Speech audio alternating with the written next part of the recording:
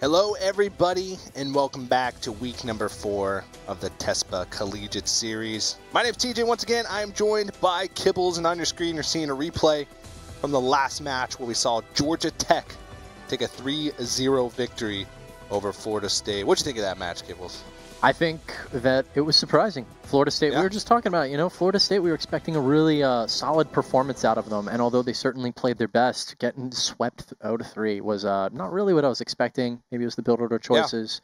Maybe they're not too worried about, the future. Just need to take one more to make it to the playoffs, right? Florida State went with some interesting builds, and it's kind of funny because in the last couple weeks, they played against a different Georgia Tech, I think, last week, and they played against a team from Houston in one of the weeks prior, and they did weird builds then, but they still managed to win. So they might think twice going the next week. Hey, maybe we should just try standard builds, but you want to mix it up, right? Yeah, exactly. It's really important in tournament series. All right, well, let's start talking about the next matchup. It is going to be a Archon team from University of Utah taking on one of my favorites to take the entire thing, Cal Berkeley, the team of Suppy and Silky. Yeah, I think a lot of people are really favoring Cal Berkeley and expecting Utah to be the underdog here. So will they be able to take the series versus Berkeley? We'll have to see. But notably here, we do have a lot of macro maps. Olrena and Prion Terraces. Prion Terraces can certainly be a macro map, but it has the potential for a lot of aggression. But we're pretty much starting our way on the most macro map and then working our way down to ending on Central Protocol, which I mean, I guess is the most aggro potential, but we're standing for some potentially long games here. Yeah, so we talked a little bit about Cal Berkeley earlier, but Suppy, a player from Evil Geniuses, he won with the Cal Berkeley team, the Heroes of the Dorm, so the Heroes of the Storm Collegiate Tournament. He's in Grandmasters right now. He's like number 89, or sorry, 79. I just checked his profile. Silky, his teammate, another GM Zerg, who's playing for Flipside Tactics. So in the past couple weeks, we've seen some teams that have, one GM player and then one Platinum or one Diamond player.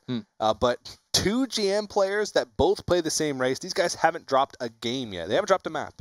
Like we were just seeing, though, with Georgia Tech and Florida State, individual rank doesn't necessarily translate to skill in Archon Mode. We were just talking about this during the break. There's so much coordination necessary, and I think some of the mistakes that you might not even make if you were in solo, you may find yourself making an Archon because so much coordination is necessary, but with good coordination comes incredible power. Yeah, Zerg is one of those races that's a little bit more challenging as well, just because of the way when you're playing 1v1 Zerg, you do your control groups, is a lot of times you make your control groups directly from the eggs.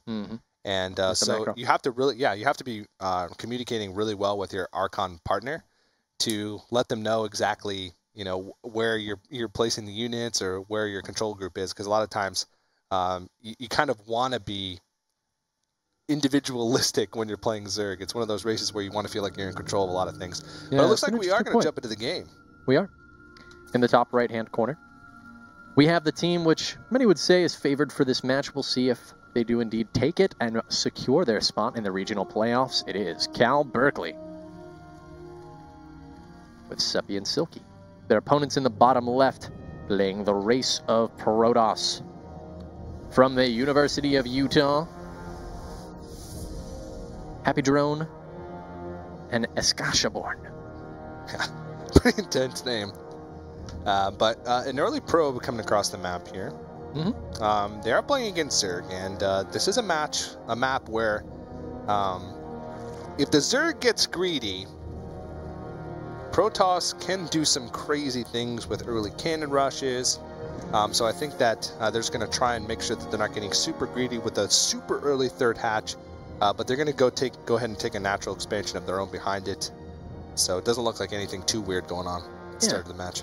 Both teams playing aggressively greedy, or appropriately or aggressively greedy. Both actually completely work. Not quite, 14 Nexus greedy, but yeah, you saw that thread recently. That was a preposterous game. Yeah. So they are going to open with a gateway. All right. I mean, quite standard here. The Nexus is just a little more aggressive than I might expect, and we'll see. Yeah. 2 gases following it up, and I don't know. What do we want to talk about here? I guess we talk about the meta that we see here right now in Legacy of the Void for PvZ. If you haven't been keeping up with the scene too much, then, or even if you have, just kind of talking about what's really interesting here is that we've seen way more aggression in Void throughout all stages of the game. And what's really cool to me is kind of how Protoss gets to keep this varying tech of aggro against Zerg, while Zerg is, of course, trying both to counter with their own aggression or position things like lurkers appropriately, but we're going to likely see 2-gate Adept here, follow up into maybe 2 Stargate is a really common follow-up, into 2 Robo Immortal. That's like the staple that we've seen out of most Protosses in ZVP, but there's certainly a ton of variants of that, and players who try to, for instance, go for a quicker third and skip the Stargate and go straight to Robo and not die to Mutalisks, the scouting game is ever more important in Void in ZVP than it is in so many other matchups, and certainly in earlier stages of StarCraft 2. Yeah, and the meta is still is being figured out for ZVP, especially because there was a couple 3 weeks ago there was pretty much a go-to build every single game. You just adept harass, you do adept drop into the bases and just put 2 adepts in each base, keep shading them back and forth, and try and do crippling economic damage. But Protoss players are still, since the changes, trying to figure out, optimal strategies in this matchup. And the third is going to go down here for Cal Berkeley. It is. Not going to get too greedy with it. Comes down at about 40 supply. A couple adepts on the way to exert a little bit of aggression here. And the goal here is just get a couple of drone picks if you can, utilize the micro potential of these adepts versus the slow links from your opponent. As, actually, was speed complete? Speed just completed, okay. Yeah, I believe. So they should be okay with this. And they do pull all their drones, though. So the thing about Adepts is, even if they don't, kill the drones, they can still do some pretty good economic damage just by forcing you to take your drones offline. These Adepts are not going to make it out of here alive. Lings are already spawning, making their way over. One Adept does go down. The second one's going to fall as well, but not before he picks up a second drone. But what's interesting to me is that there were 16 Lings made. I'm really curious, what's the intention here with 16 Lings? Most of the time you can use them to deny this third base.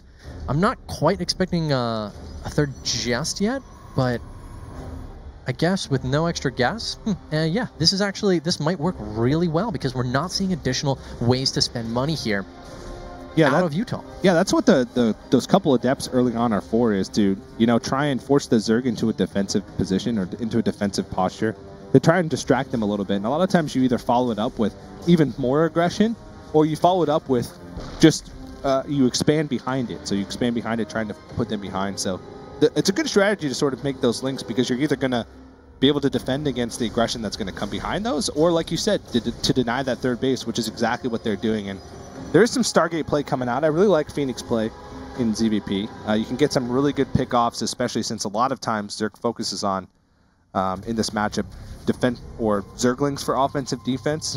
And so, Phoenix can just roam around the map, maybe pick up some queens if you can send them across, which is really key. Yeah, especially once you hit that mass of 4, which we do have 3 on the field now, and, well, not a 4th one on the way yet, but should be quite soon. Twilight Council and Robo are going to go down, so we've got a little bit faster of a transition from the Phoenix here. Notably, no, I mean, there isn't a 4th Phoenix, right? Yeah, no. Yeah. Only 3 Phoenix on the map. There's number 4. 4 Phoenix is just a critically important number because it allows you to lift a queen and kill it with 1 lift.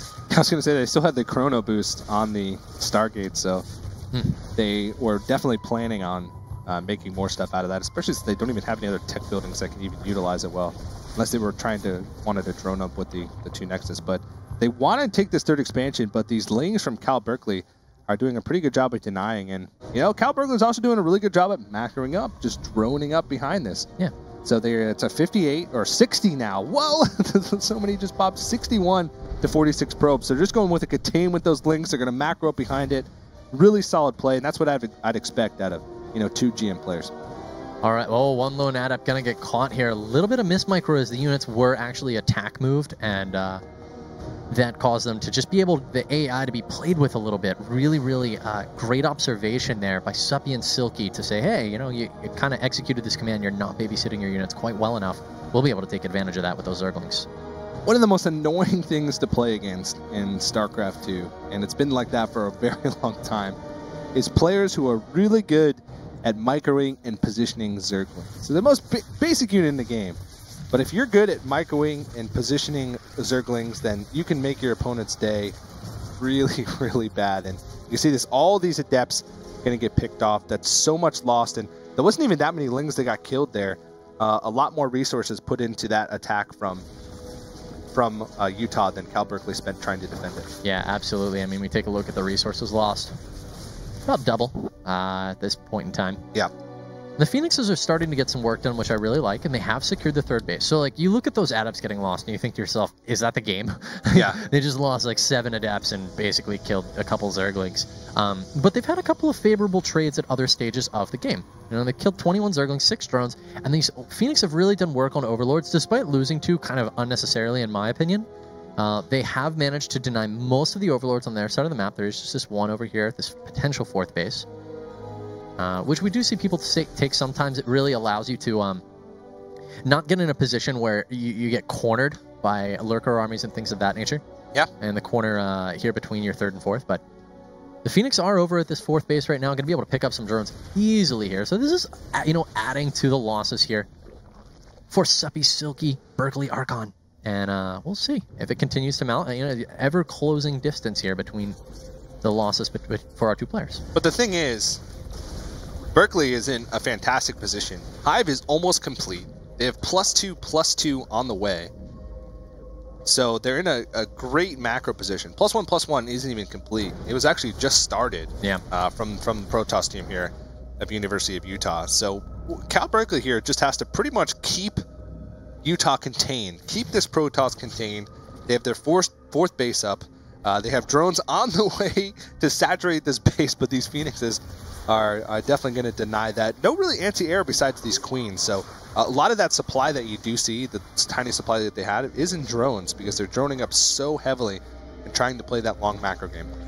No energy on these Phoenix, that's why you didn't see them picking up those infestors there, but you make a great point that I really want to highlight, which is the position that Zerg is currently in relative to Protoss. We're talking about like what they've lost so far, and yeah, Zerg has lost a lot less, but there's something that's really important that Protoss has been completely unable to do throughout the entire game so far, and that's apply meaningful pressure or the threat of pressure.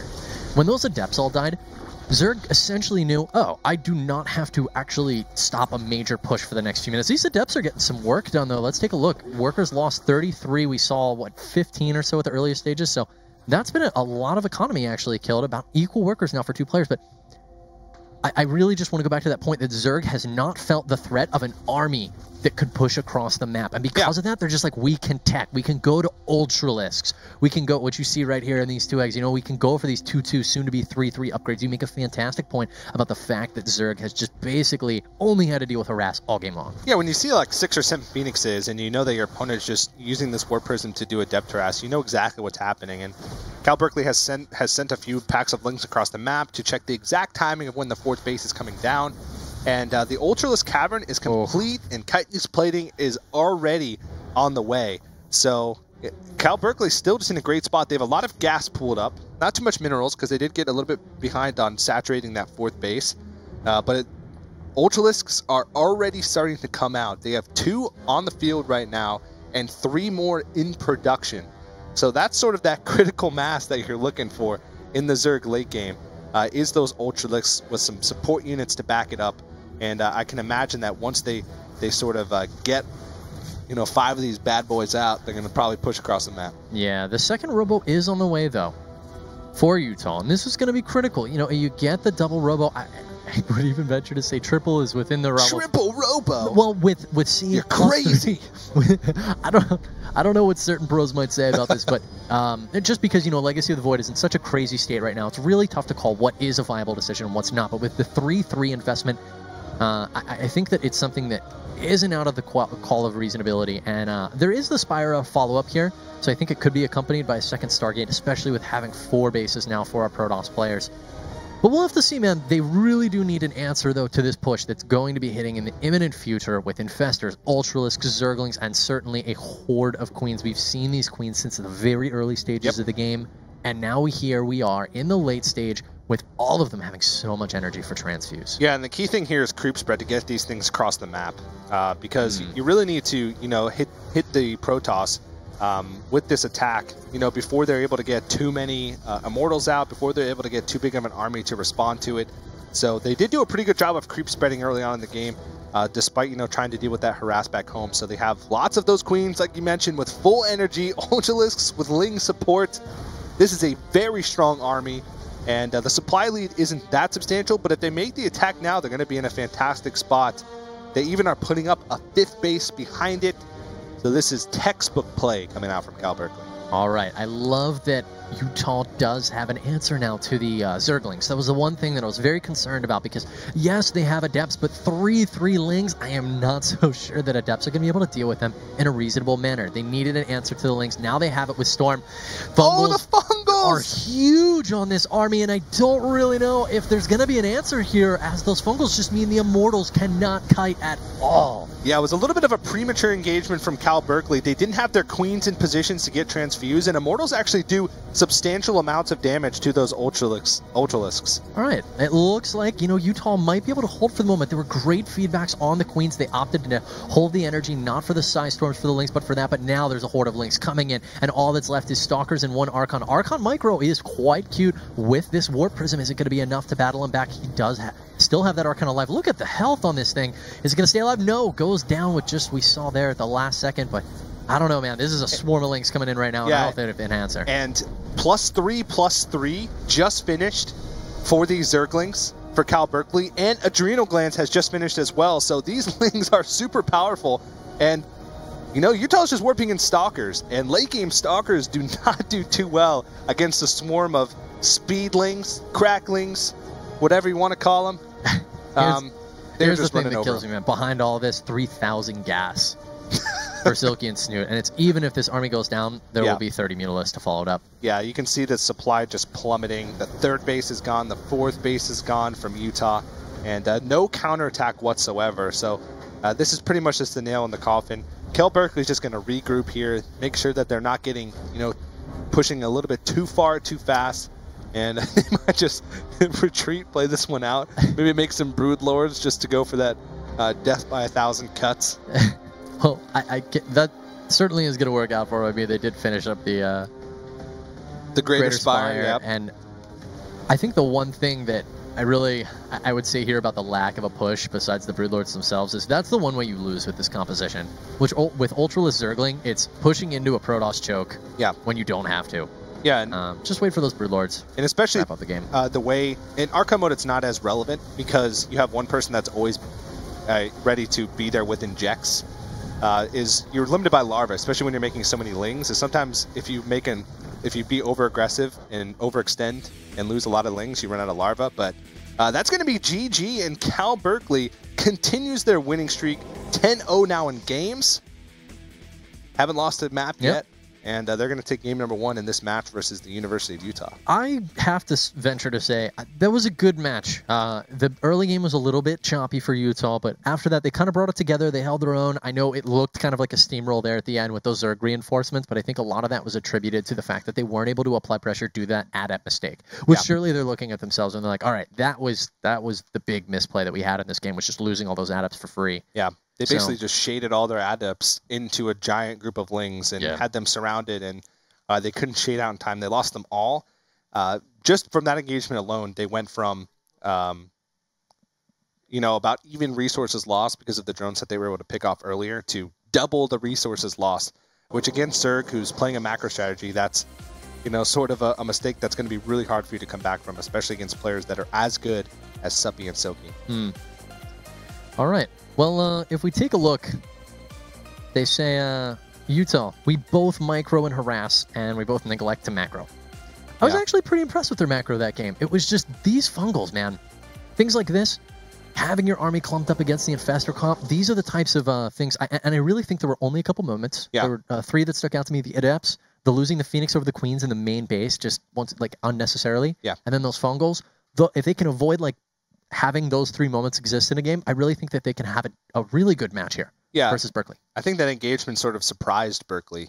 They were like, oh, you're just going to move your army really close to our Infestors? So it was a sort of I said in the match, it was sort of a premature engagement, but you sort of have to take those opportunities when they come. They did get their Queen's feedback, and they lost a lot of Ultralisks, but they just had so much macro behind it. They built a 5th base as they were walking out for that engagement, so they are going to take that first map and go up 1-0. So next map is going to be Orbital Shipyard. Probably the closest map to Dusk Towers. Yeah, they're very similar. They both have those. Well, not quite. I want to say they both have very close natural expansions, but this one's a little bit different. Yeah, there's a little more potential for aggression on the third base on Orbital Shipyard. Yeah. There's also some interesting dynamics as you get into the later stages of the game where both players kind of take these wing expansions off on the far sides. Yeah. Expanding extremely away from each other. We see like odd base races at late stages of the game and both players like rebuilding. Really common on a map like Orbital Shipyard. It's awkward to go up to 4 bases. Because that 4th base is behind those destructible rocks. Yeah. And you have to like go down really far to the ramp. It's really far off. And then it pulls you away like from the 5th because you have to decide, am I going to commit to these like really far away expansions which are vulnerable to air attacks because there's all that open space over by those bases, or you can kind of pull yourself in 2 directions and build a lot of static D. We've seen a variety of strategies on this map. It'll be interesting to see what happens in game number 2 for these 2 guys. Yeah, I do like maps with in-base naturals though. It gives me a comforting feeling. Knowing that my base is just tucked away. Shoe in. Yeah. You're like, all right, if they're gonna go back to that, they have to like. What? It's like really expensive, right? Yeah. I gotta buy like Overlord drops or a War Prism. In Legacy Devoid, it was tough to adjust to how quick it was, and I think this is how it was for a lot of players.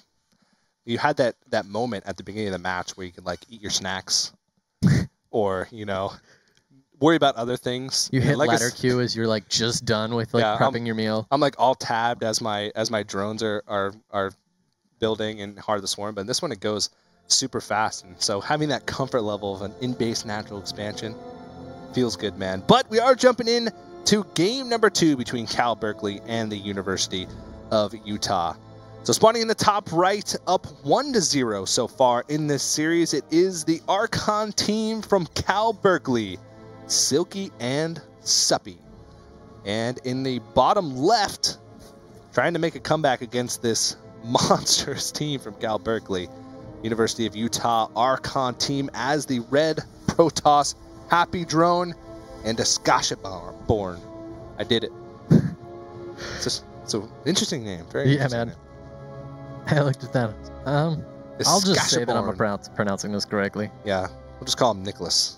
Okay, I think I decided why you like in-base naturals. And oh jeez, I wonder. This is going to be like a psychology lesson. Yeah, man.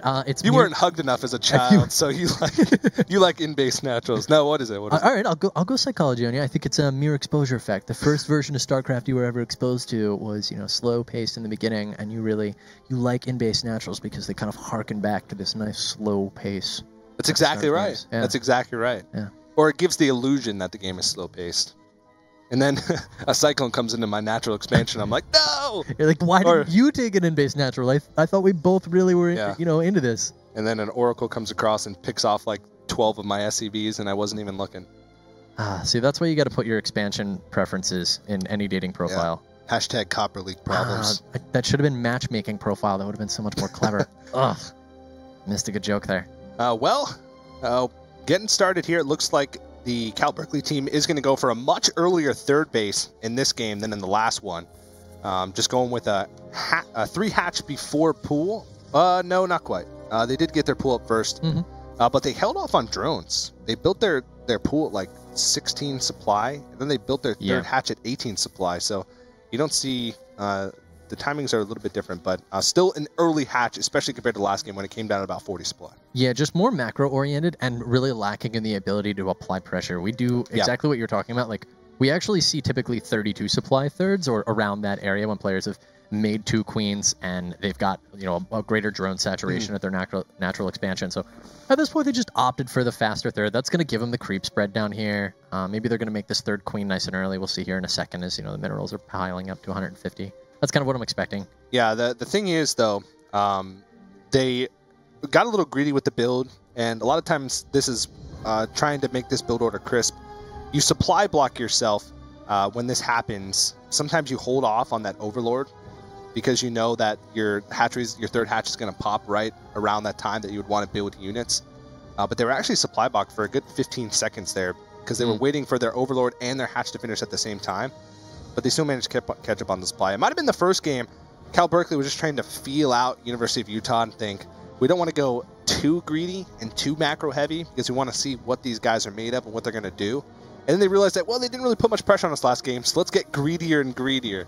And they're going to test the waters again, but they do manage to get some lings in the base here. Yeah, man, I feel like Suppies or Silky, one of these guys has been watching some Sulky, because we've seen this out of him in the past. He can do so much damage. Just first off, you cause the Adepts to come home, which completely relieves the pressure from your side of the map, and you can drone freely.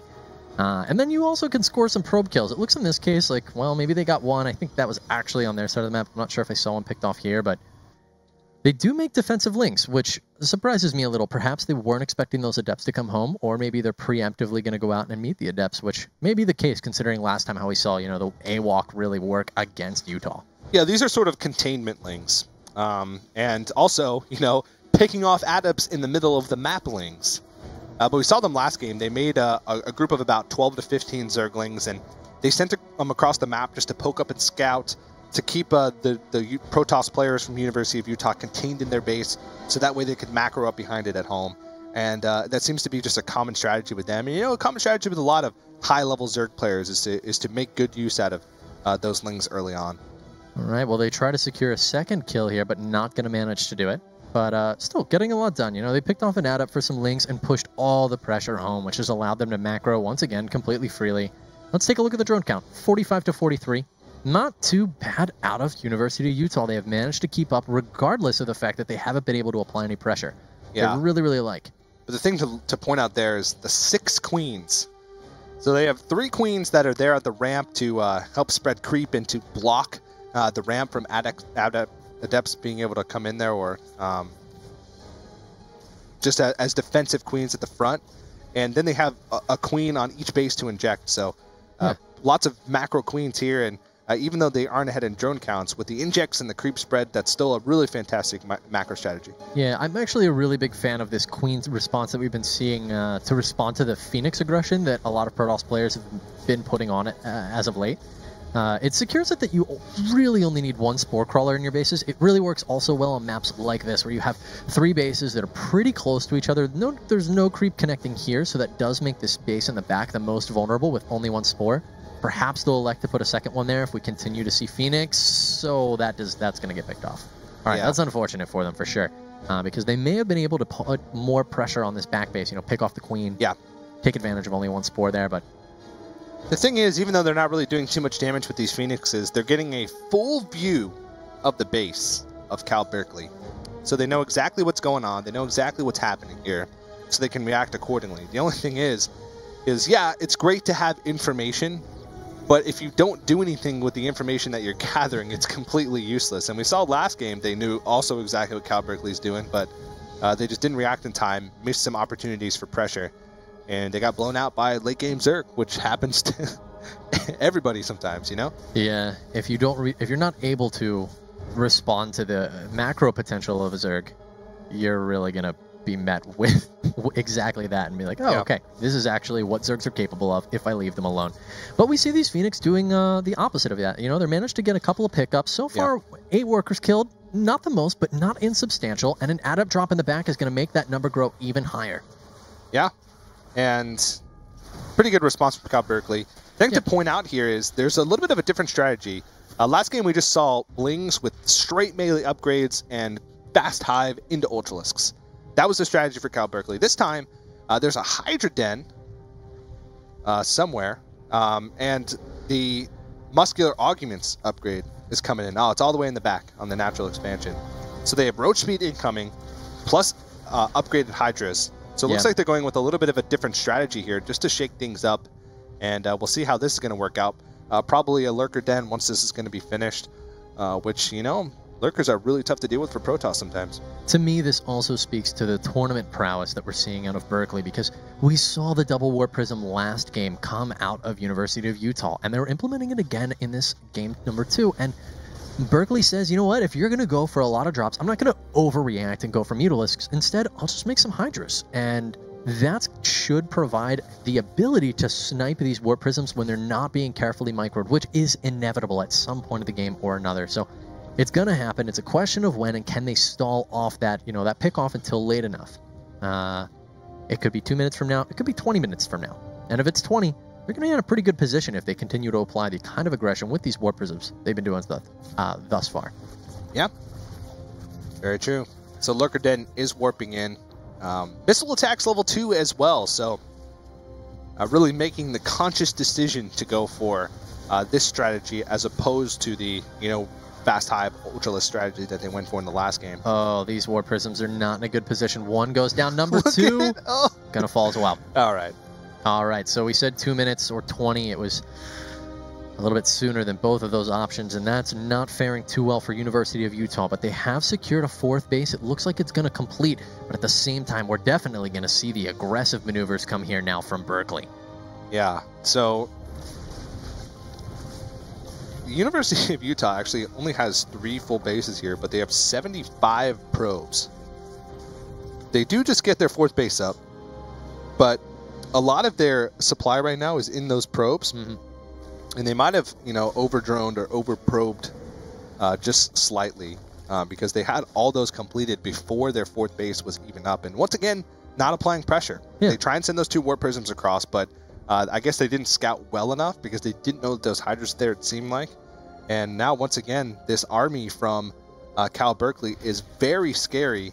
And I don't know if this army from University of Utah is going to be able to put on any substantial pressure. Can they fall back? It looks like they picked off enough Zerglings that they're going to be able to. I was a little bit worried about some kind of a flank there to trap them in position. You make a great point about, having the economy, but do you have the army to kind of back it up?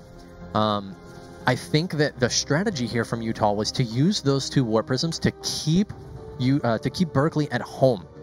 Yeah. And make sure that they couldn't push across the map so that they could take advantage of this massive eco that they do have. 86 probes. I mean, now we're starting to border on that is always too many unless it's someone like 6 probes. Yeah, it's an outrageous quantity to have on only 4 bases, but it could work to their benefit if they can keep Berkeley on their side of the map. Yeah, they do have 7 Immortals, so that is, a pretty decent army, or 7 Immortals somewhere.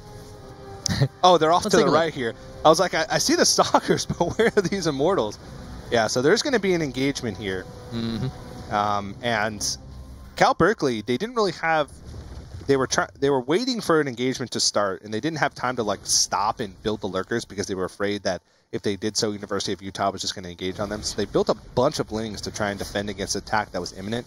But now they have these up, so lurkers, they can just slowly move these across the map and try and use these to contain the Protoss. If you don't have an observer in the right place, these things can wreck through a Protoss army.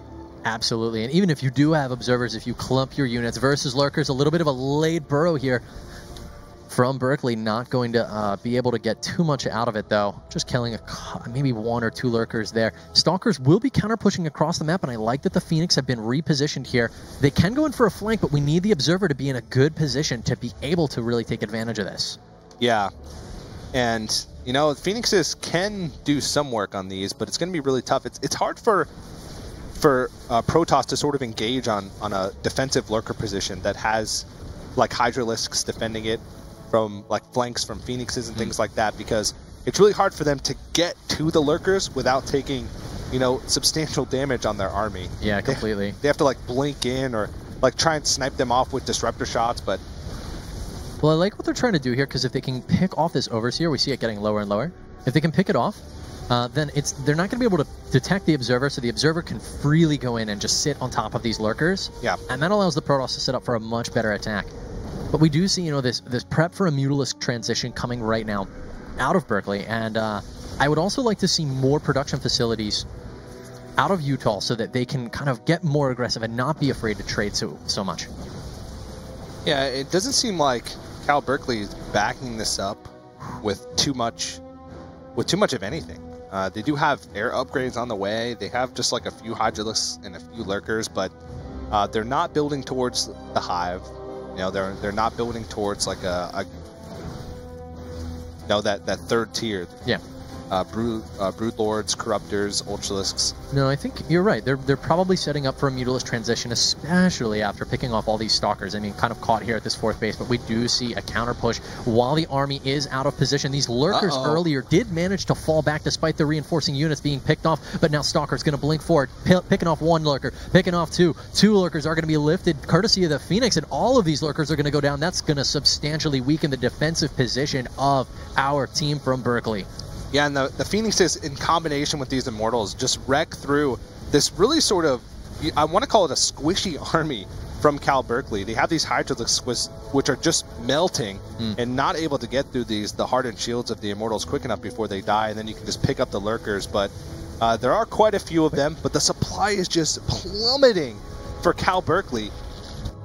Yeah, it is, and a Warp Prism aptly timed on the left side of the map is going to allow them to apply the pressure necessary on this base. I think this is, that's a Spine Crawler. They might be able to hold this off. We'll have to check back and see, as on the other side of the map. I mean, they're going to continue applying this pressure.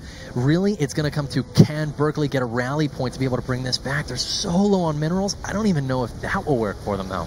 Yeah, they do still have a pretty good drone count. They have 60 drones still mining. But right now, the only thing they're building is Lings. They don't have any upgrades going, whereas Utah is going up to charge and +3 attack. So yeah. I don't know. I don't see how Cal Berkeley, who hasn't been upgrading their tech throughout the whole game, is going to be able to come back in this game. But these guys are smart and resourceful players, and Lurkers can do a lot of damage, especially if you're not paying attention to an army for just a few moments. You can lose a lot of stuff from Lurkers that you weren't paying attention to. That's true. Like that base that we just saw on the bottom left go down. A couple more Lurkers are going to take a position here in between the reinforcement line, and we'll see if they can get a big pickup. They're actually going to take a more aggressive position than I was expecting, going straight into the drone line. This could be huge for Berkeley. Yeah, they are going to lose some probes. Nice pull, though. He gets it just in time. But the thing is, Utah can actually afford to lose probes, because they were getting up towards 90 for a while there. 90 probes. I think they might even be happy that a couple of probes fell from those Lurkers. They're like, thank you, we didn't want those probes anyway. We had 84, and we kind of just lost the Nexus, so yeah, you're helping us out. All right, so DTs are going to be a really cost-efficient way of picking this up. I liked how they were positioned. Didn't get picked off there from the splash damage, and with the supply advantage and the army supply that they do have, I wonder if we're going to be able to see Utah make an aggressive maneuver here. Yeah, and they went up to, +3 charge lot Archon, so... Oh, that had... 4 units in it. 4 Stalkers, or... Yeah, I'm not actually quite sure. Was it Adepts? Certainly wasn't Templar. That was the big question I was wondering.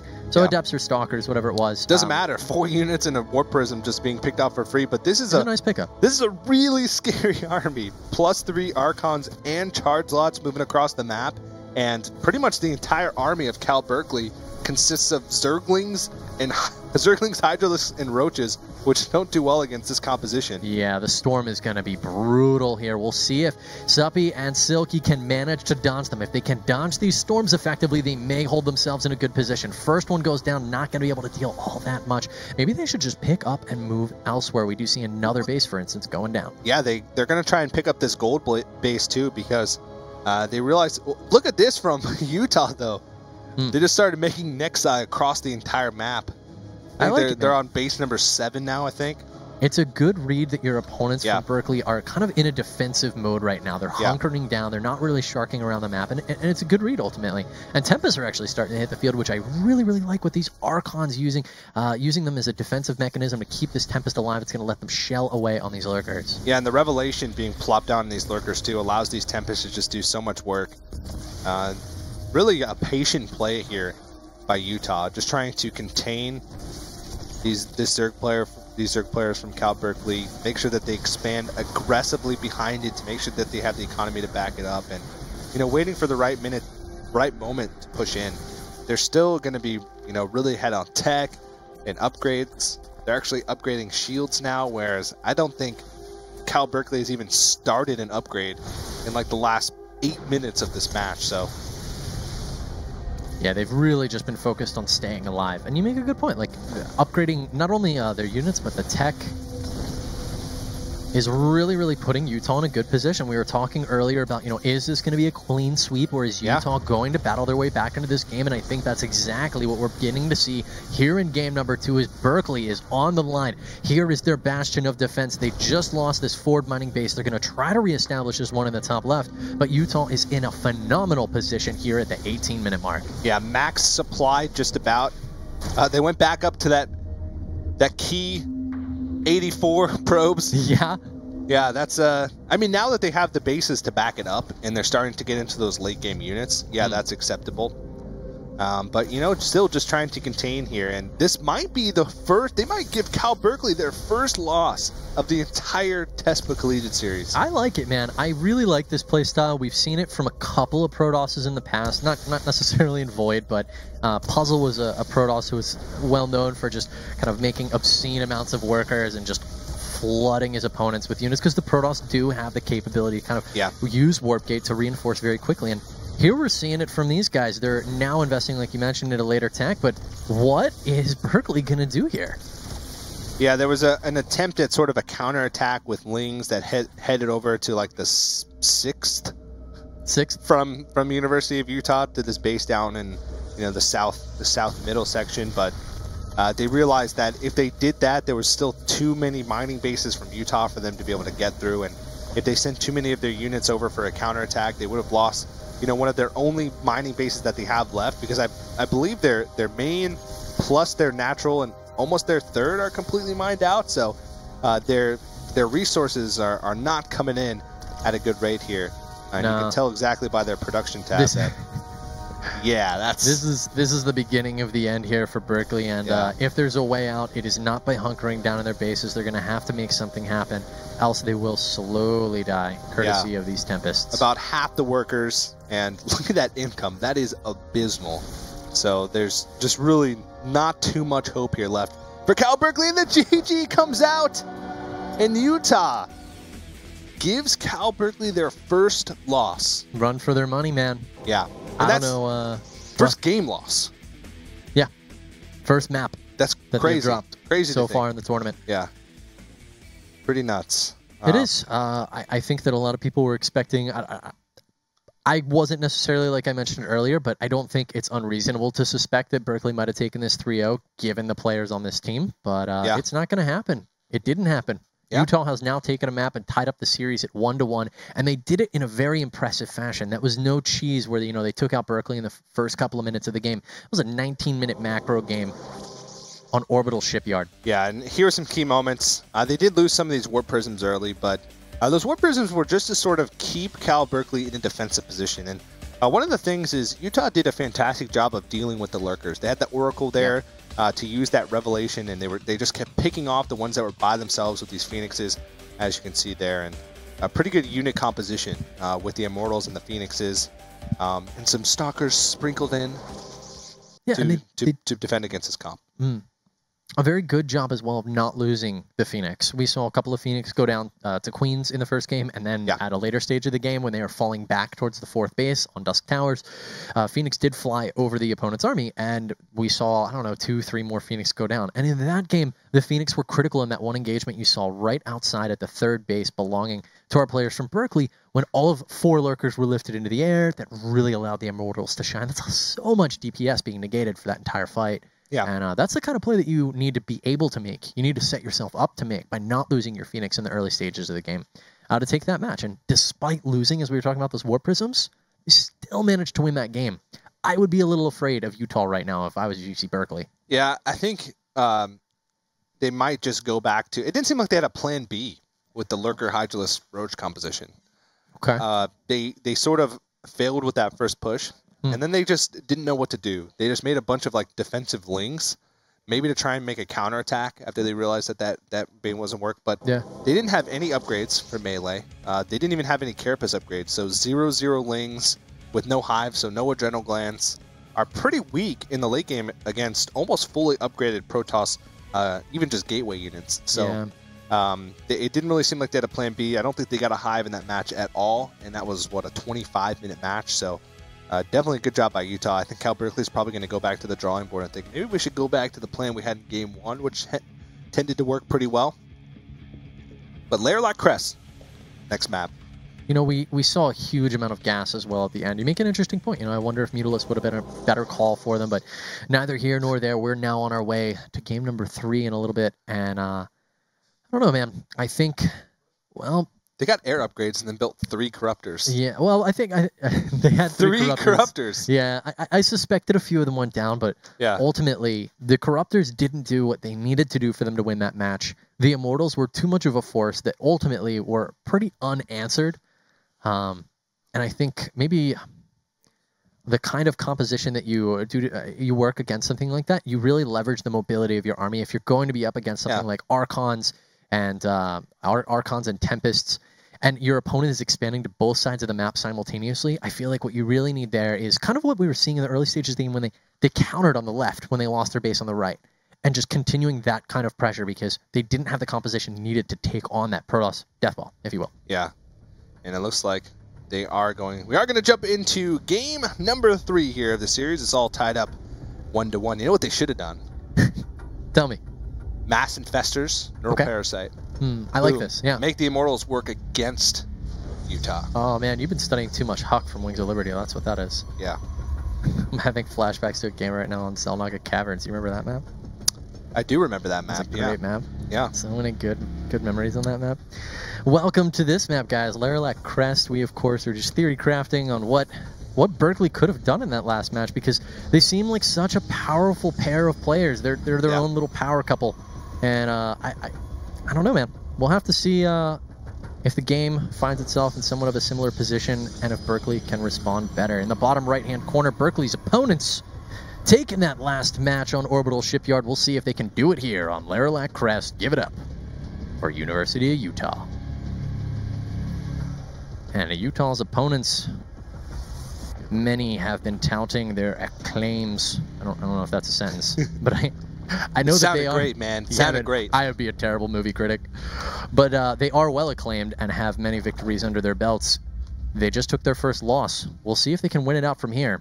It's Cal Berkeley. A long time ago, in a faraway place. Okay. Suppy and Silky were born. I like this voice. Suppy and Silky were born. I don't know about the script. And now they play collegiate esports. That's the whole trailer. That's it. Suppy's going to be a career collegiate esport player. I was reading his Wikipedia page, and I was like, he has all these awards for being a collegiate athlete. And so what's also funny is that he's a senior and Silky's a freshman. So it's like he's mentoring this young Zerg protege into being the next esports golden athlete. You have convinced me that Suppy is actually Van Wilder. He's Yep. Never leaving college. He's got proteges. It does feel like he was, when he first sort of entered the scene and, was picked up by Evil Geniuses and had those couple of breakout performances, he was touted as like this young prodigy, Okay. And they were like, oh, he's a freshman in college. And I was like, oh, it feels like he's been a freshman in college for like 8 years. Oh, man. Yeah, he is a senior now. I'm wondering, like, was he... Because I remember, like, Suppy way back, like, Check 6. You're talking about, like, when he first joined EG, and I'm like, I think that was, like, closer to when I stopped casting. And... You're dating yourself, man. Suppy just has such a storied career under his belt. Yeah. And here he is, still competing at the top level of our foreign scene. Yeah, sure, collegiate play, but Archon Mode is its own beast, and I love seeing players trying to master something as complicated as this. It feels like Starcraft with allies, which just adds a whole nother... They talk about how, it might be an easier game mode. It can be, until you try to compete in it. All right, well, similar opening for University of Utah. They are going with the single gateway into Stargate and an Oracle coming out first. Yeah. So I think they opened with Phoenixes the last few times. But this is an Oracle being pushed out right away. So there are close positions. So this Oracle does have a chance to maybe do some damage. There's a Spore Crawler in place already, though, in this natural expansion from Cal Berkeley. So they sent those links up there early, got the scout off, realized that it was Stargate play, and one drone. Yeah, not only the scout, but also picking up a couple workers there. Just really sick stuff out of these guys in the early stages of this game. They're going to head over to the third and be like, yeah, none there. Okay, all right, we'll leave. Meanwhile, Overlord is going to pop on into the main here, belonging to University of Utah. Get a nice scout off, and Phoenix production will commence for our Protoss players. So I can imagine... Yeah, I'd imagine that Cal Berkeley is just going to go back to the same strategy that it did last time. Okay. Again, they're doing the exact same thing. They're getting up to the same amount of queens that they got up last time. They're going to get that third queen right when the third base pops. I can imagine they're going to go up to 6 sometime soon while they continue droning. and they have this group of containment lings. They realize that, you know what? They're going Stargate early, which means they're not going to have too much to deal with these lings, unless they're going to want to use that Phoenix energy to deal with lings, which can sometimes be tough. And they do get the surround on this Adept. Dead. Yeah. We see this from Utah, you know, these early game slip-ups, and it seems to not ultimately phase them too much. A lot of players are like, oh, that was an unnecessary loss. Why did I do that? They really don't seem to let it get into their heads, which is a testament to stoic competitors. One evolution chamber and a roach warren is now on the way, so it looks like we are going to see that comp that you were talking about, at least in the early stages of the game. Okay. So this is going to be a similar composition to last time. They got +1 missile attacks early and went roach hydralisks, and they do have that lair on the way, so maybe they're just going to try and go with the same strategy they did with last game and make the push work a little bit better. That Oracle got away by the skin of his... One metal scrap remaining. By the scrap of his chinny chin metal.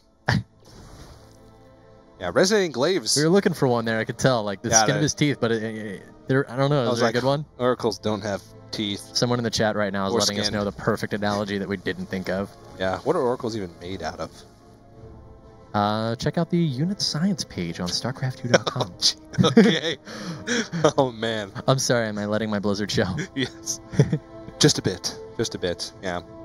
Resident Glaives here completing Adept Tech Speed upgrade, so...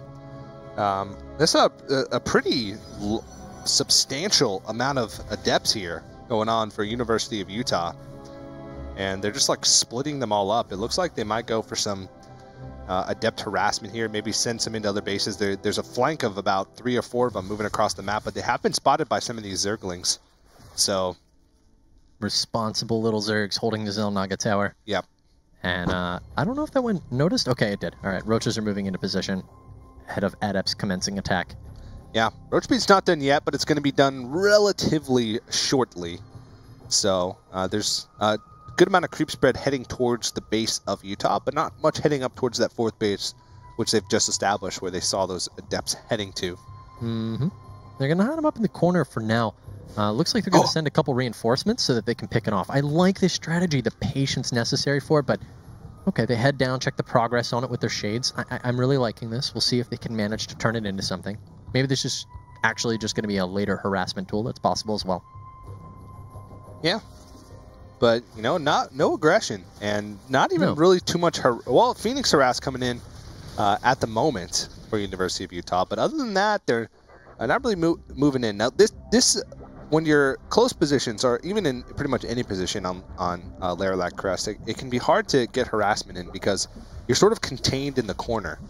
So, especially close position, you have to fly your Phoenixes across, you know, a pretty fortified location in that natural expansion to be able to get to some of the juicy stuff in the main. So it can be hard because there's not enough space for those to maneuver around for you to harass. And they're going to try and get in here from the backside, but... Although they get a couple Overlord kills, those add up. Yeah, that can actually also be followed up with something like a War Prism quite well. We see it being made right now at this Robo, and since they've cleared out the Overlord, if we don't see it replaced, that allows for excellent harassment between the main, 3rd, and 4th bases. So something that we could see happen here in, you know, in the mid or later stages of the game. As Protoss begins to place a little bit more aggression. Of course, harass like that isn't going to be effective at all, you know, if you're not applying any other aggression, but... All right, well, Cal Berkeley making a little bit of a change here. The missing link, they're making some infestors, and they're also almost all already up to a hive. So last game, I don't think they even made it to a hive at any point in the game. This time, they get a pretty early one out, just about as the 4th base is being fully saturated.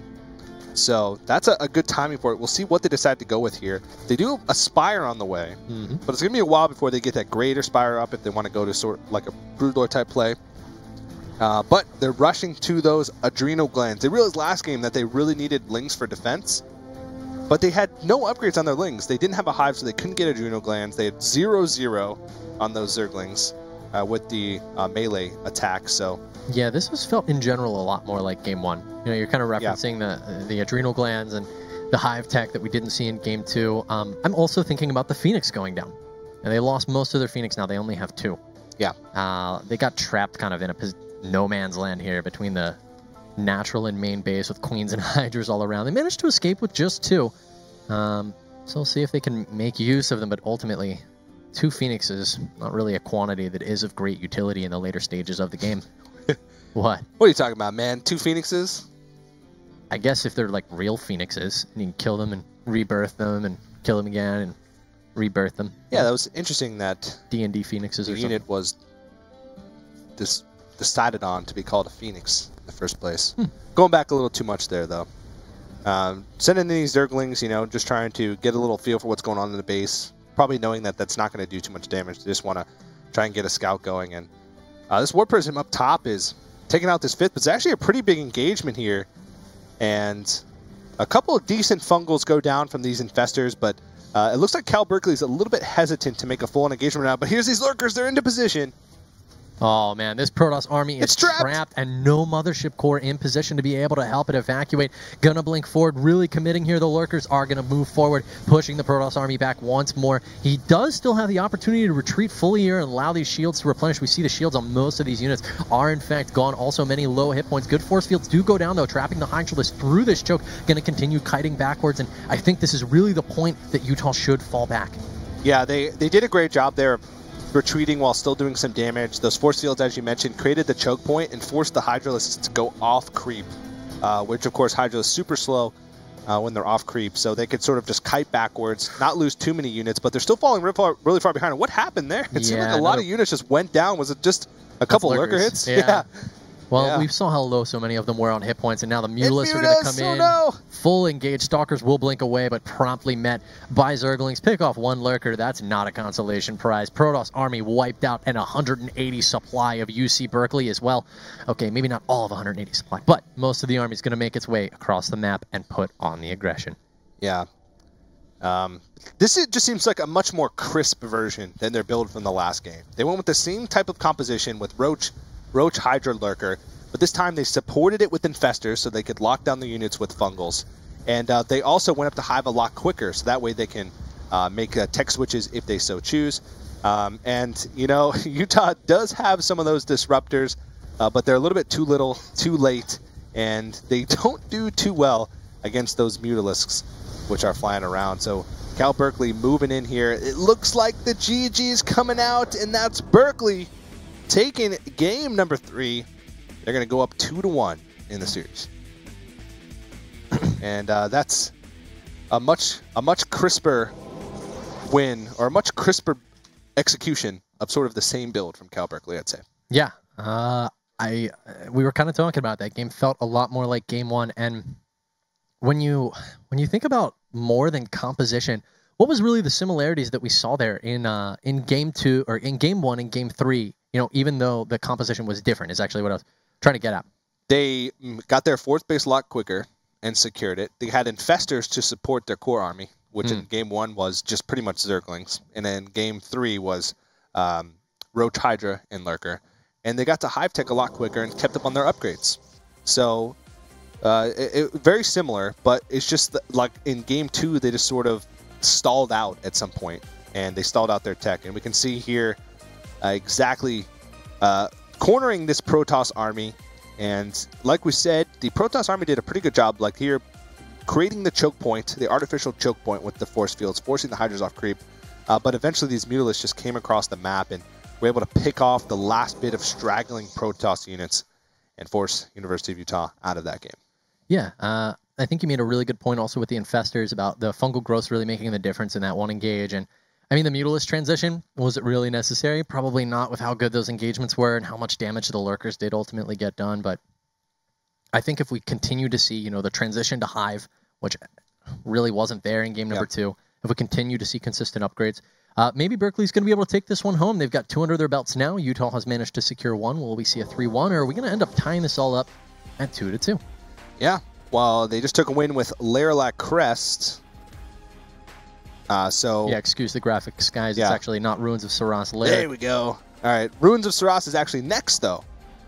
This map is super interesting. This map is one of the tougher maps, I think. All right, you say interesting. So tell me your likes and dislikes. Well, it's a huge map. Okay. It's gigantic. Yeah. I think it's the largest map in this pool.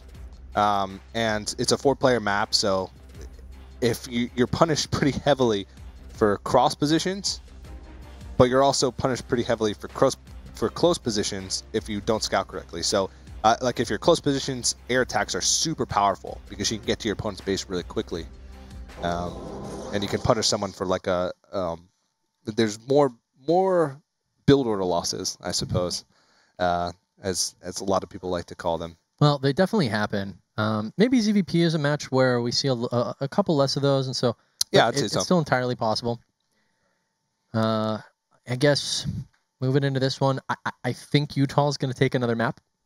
Oh, really? That's a bold prediction. I really liked their performance in Game 2. I keep going back to they lost 2 War Prisms, one of them full of units, and they still managed to bring that back. I think they may need to make a couple of adjustments to keep the pressure on. That is what we were not seeing again in Game 3, in my opinion. Yeah. That was what we weren't seeing from Utah, that really allowed Berkeley to just run rampant again with the upgrades and with the tech. And will we see it again here in Game number 4? Perhaps. Perhaps it'll be enough. But let's jump into Game number 4. So it is going to be cross position. So in the bottom left, it is going to be the Archon team from the University of Utah playing as the Red Protoss. Can they take another map over Cal Berkeley? They handed them their first loss of the season. We'll see if they can hand them their second as well. And in the top right, playing as the Blue Zerg, the Archon team from Cal Berkeley, Suppy and Silky. Sounds like a brand of soap, hand soap. Something delicious. Hand soap is delicious. Some hand soap smells delicious. I know there's a quote here I'm not thinking of, and I really... Oh, man. Clean your hands with Suppy and Silky. All right. New fresh Zerg scent. I would buy it. Buy it. Anything Zerg scented, man. People be like, you smell terrible. I mean, no, I smell Zerg. Smell like the swarm. Well, we'll see if these players decide to do anything differently. University of Utah has opened pretty much the same build. They went 1 gateway into Stargate play both times. And Cal Berkeley has sort of had similar plays. Well, it's been mostly macro play, just with unit composition changes here and there. So definitely interested to see what's going to happen this time. But as we said earlier, this is a gigantic map. Huge map. It's a pretty long distance. And we're cross. And we're cross. Yeah. So it's a pretty long distance to send an army across the other side of the map. Especially if you're Zerg. If you don't have good creep spread early on, it can be sometimes hard to get across that map to get some aggression. But at the same time, it's good for Zerg because it allows them to be pretty greedy early on because they know that it's going to be a long time before their opponents can send an army over. I'm going to, do one of those things that casters you're never supposed to really do and just kind of call like an early game strategy, what I think we're going to see. All right. I think we're going to see earlier Mutalisks out of Silky and Seppi. Well, this is a great map for Mutalisks, actually. Yeah, that's why I don't. That's why I'm willing to make the call that I definitely shouldn't be making this early in the game. Oh, you're not going to call the Neural Parasite Rush? No. Maybe like Triple Nidus. Triple Nidus? I'm actually a huge fan of Double Nidus. It doesn't make sense. I know. But when you're not necessarily at the pro level, it can make a difference. So you have the Decoy Nidus that you put in their main. And then you have the real Nidus that you put right outside of their natural or their third. So they send their army back because they're overreacting to the Nidus in their main. And then you just put all your units in the Nidus right at their front and take their third base. I haven't thought of it ever as like a decoy Nidus, but maybe it is. Maybe it's a little bit of a you don't decoy. have to spread your units across Nidus 1 and Nidus 2. I always just thought of it as it's way easier to place a Nidus than it is to kill it, so I just keep placing them. Yeah, that's true. I mean, I know it costs more as well, but it's really easy to get damage done with them, so why not? Yeah. All right, let's talk about this game for a moment. We got a quick Overlord speed coming out of our Zerg players. And this isn't something that's totally unusual. We've seen players like Dark do this in the past. It allows you to get a lot of information, and you can apply aggression if you see the opportunity for aggression. Like, basically, you look for a weakness in your opponent. In this case, perhaps Stargate, which would lend itself to the kind of thing that I was talking about a little bit ago. Because we see the quick Twilight Council, which will lend to Blink, and I actually wasn't expecting Blink. I was expecting we were going to see more of the focus on adepts that we've seen in the past, but here is going to be Stalkers. Well, Blink is incredibly powerful on this map because of the large distance between the third and the main, and the ability for Blink Stalkers to blink up from the third to the main. I got a question. Are you talking about On the aggressive? Or are you talking about on defense? On the aggressive. Because you can send Blink Stalkers over, and you can basically force the Zerg player to have units in their third and units in their main at the same time. And what you can do is you can force field the ramp, so there's no way for them to get units back up to their main. And you can just keep going from the third to the main, or from the natural expansion to the main. Just block it off. So Blink is super incredible on this map because of the weird, awkward positioning of the third base, how it's super close to the main, but over a wall that's hard for you to get back up to. So early Blink is actually super powerful, I think, on this map. Yep, I have lost to two base Blink all-ins more than once. Yeah, on Road to Syrah. So we'll see if that's what they're going to go for. I was thinking, you know, maybe, but then that's kind of not. Feels like a pretty well-known strategy at this point. Yeah, that I really wouldn't expect to see it. So the third base does go down. It could be a trick. It's probably not. We're probably going to see just Blink used as both a tool for utility on offense and defense. Yeah. So Did Blink what? I was an Overlord went through the base, and that's what the Photon Overcharge was used for. I saw a cannon that was Photon Overcharge, and I was like, "What the heck?" Because there's no units here. Is this a Ling drop? That Overlord came so far. He traveled across the entire world to get over to this base to drop these 5 Lings into the main of University of Utah. And then he realizes that there's Blink Stalkers, so he's going to go back home. Probably not going to make it out, actually, if these Stalkers choose to reveal Blink. Yeah, he's going to do it. Nope. All right. Going to hide his Blink for now. Doesn't want to show his tech. Yeah, well, this, as you mentioned earlier, offensively or defensively? Well, it can be used both. Because this is also another strategy where you can, Ling drop into the main and also counterattack at the front with a bunch of Lings. So the maneuverability that Blink provides on this map is actually just super useful. So good call by University of Utah to switch up their play instead of going for the early Stargate, which they've done the past 2 games, or 3 games, all 3 games. They switch it up. I really like that Archon Mode opens the potential for a lot more of these units that offer, bonuses for having multitasking capability to really be leveraged. But in this case, I don't know that we're going to see too much done. The one Overlord does go down immediately, as you were just oohing about, and, well, the second ones are going to get into the main, but there's 2 Stalkers already there to greet them. Those poor Lings. Those poor Lings. He got 2 probes. He'll get 3. Yeah, well, actually, these things doing some work, and you might be right. Spire almost complete from Cal Berkeley here. Not really an outrageous call now that we talked about kind of the map positioning and and 8 mutas on the way. It does surprise me a little with the Blink, but with the quick 4th base, they're going to have so much gas. And I mean, you got to remember this is Archon Mode. Mutalisk can be leveraged even more. So yeah, sure, you have Blink, but I have 2 players. That just helps so much more. There's not a moment where Mutalists need to go unwatched. Yeah. So also a couple Ravagers to throw in here. Really good to support with the Lings. You can surround with the Lings, force the Protoss to be immobile. All right, and use the Ravager shots. And Mutalists do pop out here. And there's actually a lot of Roaches on the way as well, but is this attack going to do a good amount of damage before those come out? It could, but the Sentries kind of get caught in front. The Guardian Shield was making a huge difference versus the Mutalists, but now that they're all down, all those Sentries, the Mutalists are having their way with these Stalkers. They can't even blink onto the high ground. There's no vision. More reinforcing Stalkers caught out in the middle of the map. The Mutalists aren't chasing. They don't even need to. That was a massive win for UC Berkeley. Yeah. And you can they blinked backwards, but it was sort of sideways, since they couldn't get back up to that high ground, and they blinked right into a bunch of Roaches. So a couple more of them died, and looks like they are going to be able to escape for now, but they should be picked off. But aggressive blink forward. They might be able to pick off quite a few of these Mutalists, but you know what? Cal Berkeley really at this point, they just want to regroup their army, make sure they keep them contained. They have to know that they handily won that engagement, so they are going to go for a counterattack now, and I don't know if University of Utah is going to have enough to defend this. And you can see they do have those upgrades being complete in just a few moments.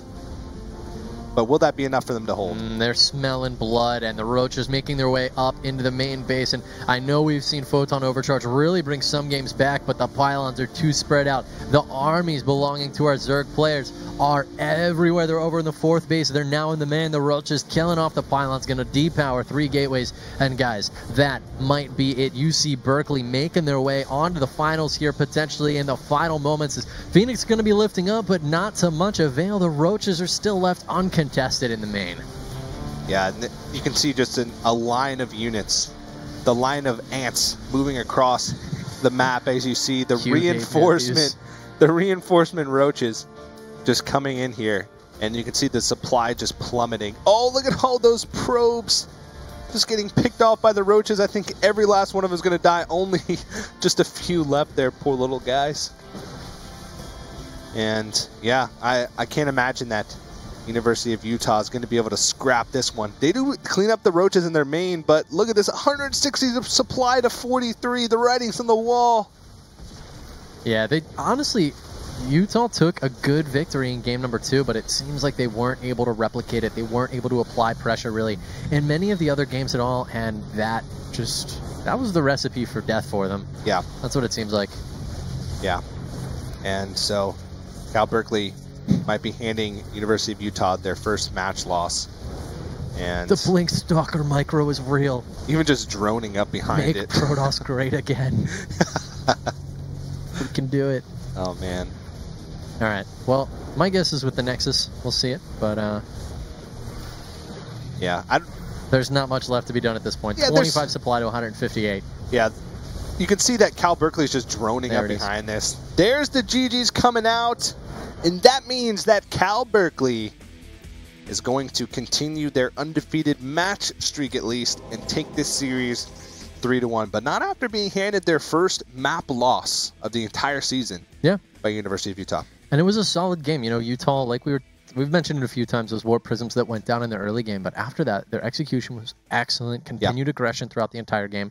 They just weren't able to reproduce that again versus Berkeley. So well played by Berkeley. They'll take the series 3-1 and secure their spot in the regional playoffs. Yeah. Oh, this poor little overload. 8 lings in there that just died so young. He was one of the biggest overlords I've actually seen ever, but yeah.